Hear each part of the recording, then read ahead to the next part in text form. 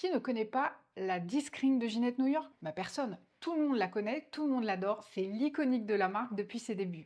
Je suis dans la boutique de la rue Vieille du Temple et Cindy va me montrer toutes les Baby Disc Ring, ce nouveau format un tout petit peu plus petit. Il y en avait 4, il y en a 19 aujourd'hui. Allez, on y va, le choix va être super difficile. Alors, il y a de la nacre, il y a de la nacre noire, il y a de l'onyx, il y a des pierres fines comme la malachite avec des variations de vert et de blanc, c'est légèrement strié. Et puis la nacre noire, qui est aussi un best-seller de la marque. Elle devient plus ou moins claire, elle a des feux.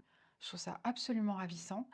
Et puis Blue Sandstone, c'est une pierre qui a des petits cristaux à l'intérieur. Regardez comme c'est joli. L'œil de tigre. Alors moi qui suis toujours dans les beiges dorés, légèrement irisé comme la nacre. Moi j'adore l'œil de tigre. Ce que je trouve plus subtil, c'est de mélanger le lapis lazuli avec l'œil de tigre. Ça, je trouve ça magnifique. Une autre pierre que je ne connaissais pas, c'est la pyrite, un peu irisée, un peu brillante.